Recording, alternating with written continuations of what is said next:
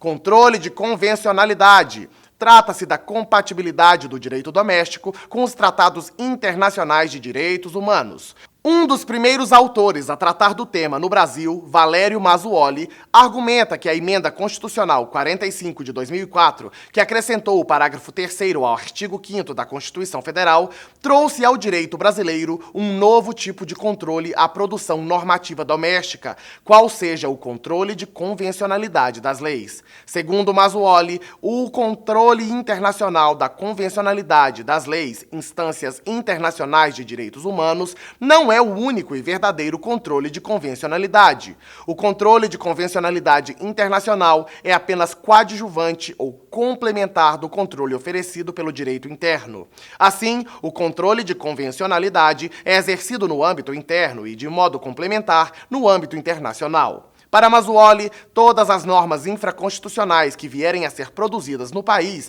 devem passar pela análise de compatibilidade com o sistema do atual Estado constitucional e humanista de direito, em 2 níveis de aprovação. Por meio do controle de constitucionalidade perante a Constituição e os tratados de direitos humanos, material e formalmente constitucionais, ratificados pelo Estado. Veja, concurseiro, que aqui ele adota a segunda tese acima de natureza constitucional dos tratados de direitos humanos. Segundo, por meio do controle de supralegalidade perante os tratados internacionais comuns, também ratificados e em vigor no país. Veja aqui que ele não segue o entendimento do STF sobre status de lei ordinária. Assim, do mesmo modo que o controle de constitucionalidade, o controle de convencionalidade difuso é exercido por qualquer juiz ou tribunal desde a promulgação da Constituição em 5 de 10 de 1988.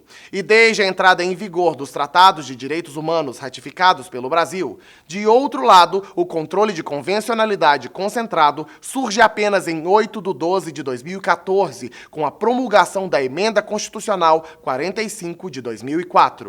Os legitimados para o controle concentrado seriam os mesmos legitimados para propor ação direta de inconstitucionalidade, ADI, ação declaratória de constitucionalidade, ADC, ação direta de inconstitucionalidade por omissão, ADO, e arguição de descumprimento de preceito fundamental, ADPF.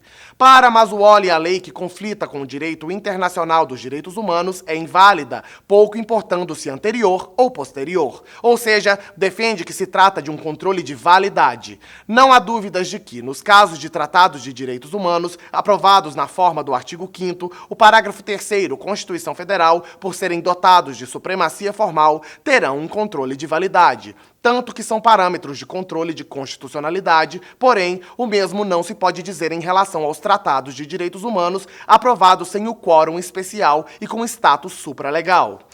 No julgamento conjunto do recurso extraordinário 349703 pelo STF, notou-se o cuidado que o relator ministro Gilmar Mendes teve ao consignar que o status normativo supralegal afasta o direito interno conflitante com os tratados internacionais de direitos humanos. Nos votos proferidos no recurso extraordinário 466343-1 de São Paulo e no recurso extraordinário 349703, o ministro Gilmar Mendes se refere ao efeito paralisante desses tratados em relação à legislação infraconstitucional. Veja, meu brother, que em momento algum ficou consignado que as normas internas seriam revogadas ou inválidas diante do Tratado Internacional de Direitos Humanos, mesmo com caráter supralegal. O cuidado do ministro Gilmar Mendes decorre justamente da origem da tese da supralegalidade da Alemanha. Amigão, professor destaca que servem de argumentos para a segunda fase. De um lado, Mazzuoli argumenta que o princípio internacional pro homine decorre do princípio constitucional da dignidade da pessoa humana e da prevalência dos direitos humanos. Assim, em se tratando de direitos humanos provenientes de tratados internacionais em que a República Federativa do Brasil seja parte, há de ser sempre aplicado no caso de conflito entre o produto normativo convencional e a lei fundamental, o princípio de hermenêutica internacional, pro homine, expresso no inciso 2 do artigo 4º da Constituição Federal de 88. Neste caso, o Tratado de Direitos Humanos prevalece sobre a Constituição. Porém, esta tese não deixa claro se a Constituição é revogada ou invalidada. Além disso, não explica se, uma vez denunciado o tratado, a regra constitucional voltaria a viger.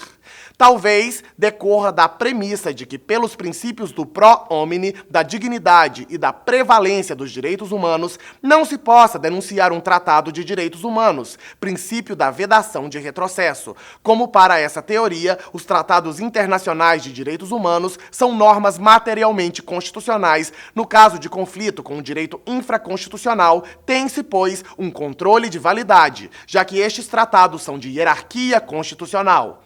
Se o tratado for denunciado, como estas normas são nulas e inválidas, naturalmente não voltam a produzir efeitos. De outro lado, segundo Francisco Callejon, prevalece na Europa a tese defendida por Ingolf Pernice, na Alemanha, de que existe uma hierarquia funcional dos direitos humanos, o que não significa necessariamente invalidação do direito interno pelo direito europeu. A partir da perspectiva do constitucionalismo multinível, entende-se que a relação entre direito europeu e o direito nacional não é hierárquica, mas sim funcional, com um respeito ao princípio democrático, ao império da lei e aos direitos fundamentais, pois nem as organizações internacionais, nem os estados nacionais possuem competência sobre a competência, os verdadeiros soberanos são os povos. Por isso, segundo Ingo Pernice e Francisco Callejon, a primazia não significa hierarquia do direito comunitário, muito menos invalidade do direito interno. O direito interno apenas deixa de ser aplicado. Esta tese é reforçada pelo princípio do paralelismo das formas, já que as normas não são feitas da mesma forma, nem emanadas do mesmo órgão, embora haja procedimento de internalização.